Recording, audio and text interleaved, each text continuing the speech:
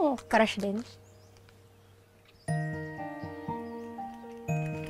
Meron din naman. Sino? Anong pangalan? Secret. KJ naman ito, sabihin mo na. Hindi kasi, lumipat na siya ng school. Sa private school na siya nag-aaral. Buti nga nakaalis na siya. Ano sabi mo? Ha? Ang sabi ko, buti na lang, tinuturuan mo ako mag-review. Oo naman. Pero, Benji, salamat Kasi itong mga nakaraang linggo, traumatic na mga pangyayari sa akin. Pero alam mo, pagkasama kita, nakakalimutan ko yun. Umagaan yung pakiramdam ko. Alam mo, may mga magandang nangyari naman pagkatapos nun, di ba? Tingnan mo, mas lalong tumibay yung friendship natin. Tama. At forever na tong friendship natin. Forever? Anong forever? Eto, tuturuan mo ako, di ba? Oo naman. Dali na, turuan na kita.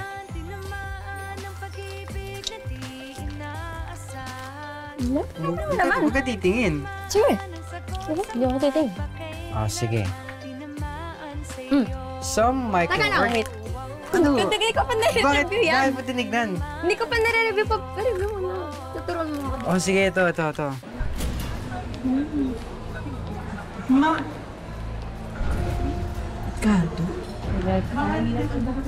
Dito nga parang maganda na ibenta ka na.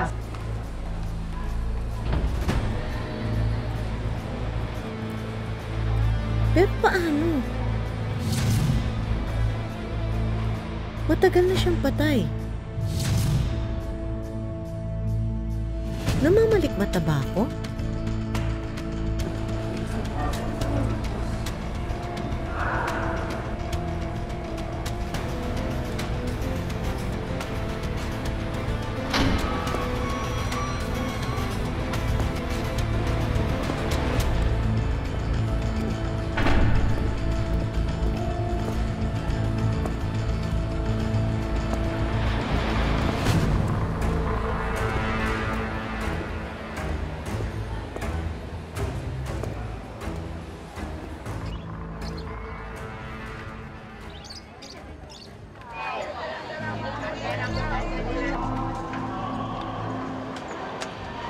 Oh, mga brother! Yung palangga na sa balita, oh! Uy, lakasan nyo! Lakasan nyo! Lakas mo! Yan. Lakasan nyo! Kilala ko rin po kung sino ang protector ng Golden Scorpion. Si General Policarpio, ang aking ama. Puti nga sa general na yan. Sana makulong na siya. Bulok. Bulok ka mo sistema. Kaya nga dapat imbestigahan natin yung kasong yan Hindi pa pala nahuhuli yung pumatay sa pamilya ni Elias, no? Tama nga yung sinabi niya sa atin. Kaya nga Sila po nakakaawa naman siya. Walang naniniwala sa kanya. Yung pala puro katotohanan ng mga sinasabi niya. Wala talagang hustisya para sa ating mahihirap. Paano na tayo niyan?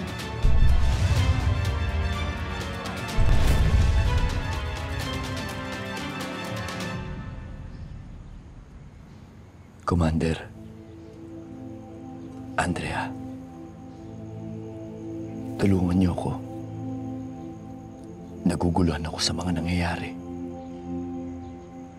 Gusto kong maniwala na kakampi ko si Paing sa paghahanap ng hustisya para sa inyo.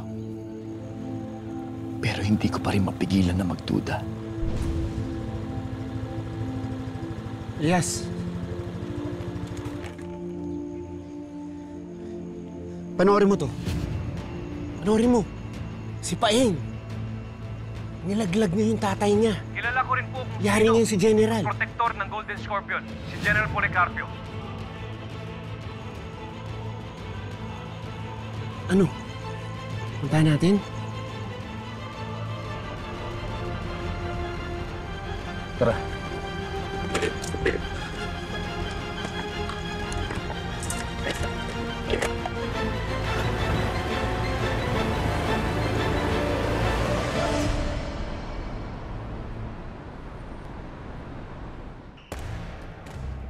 Magandang klase ng mga droga yan. Galing ng Mexico at ng China.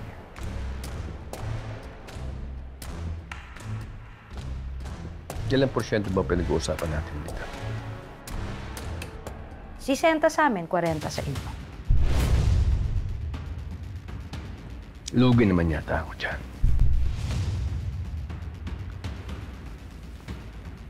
Kukumpetensyahin niyo kami. At papayagan ko naman kayong gamitin ang mga pier na hawak namin. 30 sa inyo, 70 sa amin. Senyor, sa amin naman manggagaling ang droga. Hindi ba parang kami naman ang lugi niyan kung ganyan ang hatian?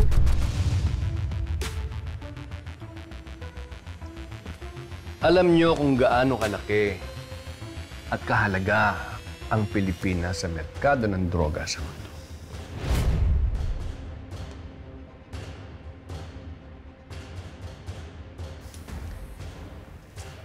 Kung ayaw mo ng alok ko, tapos na ang usapan natin dito. Senyor, huwag masyadong mataas ang ihi mo. Mas gugustuhin mo kung maging kakampi kesa maging kaaway sa negosyo. Rebecca Chen, alam kong malaki ang kartel niyo sa Mexico at sa China. At kilalang kilala din kayo sa pamumugot ng ulo ng inyong mga kalaban.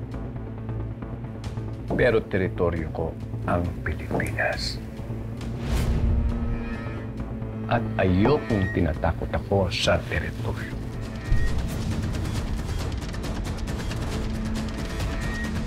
Marami ng sindikatong kumalaban sa amin. Pero lahat sila, sumalangit nawa ang kanilang kaluluwa, ay pinagpipestahan ngayon ng isda sa ilalim ng dagat.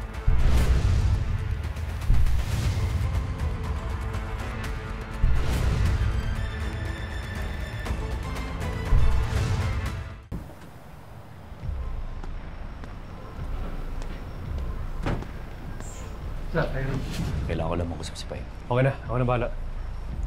Elias. Ano? Napanood ko lahat. Bakit mo ginawa yun? Elias, matagal ko na dapat ginawa to. Naalala mo nung nasa Cebu pa tayo.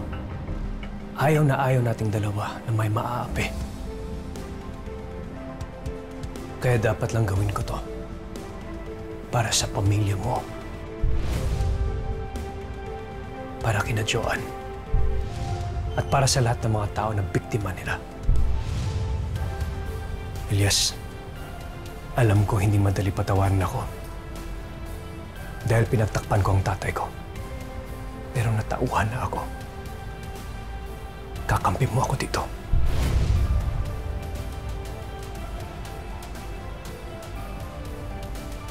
Maraming salamat, brother.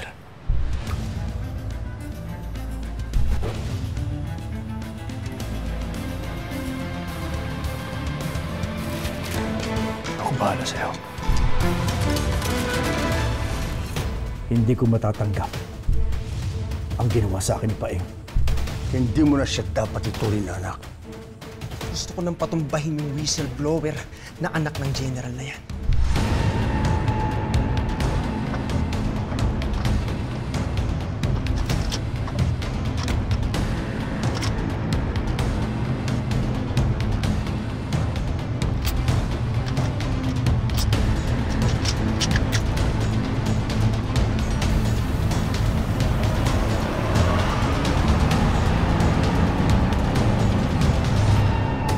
Ibalik mo na ang pera namin! Niloko mo kami! Magnanakaw ka! Kung ayaw mo sumama sa mga bitawan mo ako! Sukli. Sa'yo na. Pag sure, sir. Sa akin na nga, seryoso. Naman, sarap eh. Uy, sir, balik ulit kayo dito, Bukas na bukas, dito ako ulit. Promise yan, Sige, promise. Salamat talaga.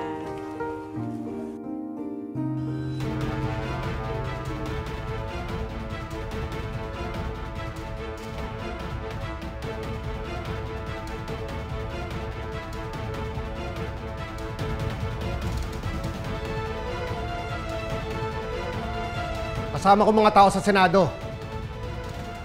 Nandito kami para arestuhin ka. Pasensyahan tayo, Ricarte. Pero wala kayong pakikinabangan sa akin.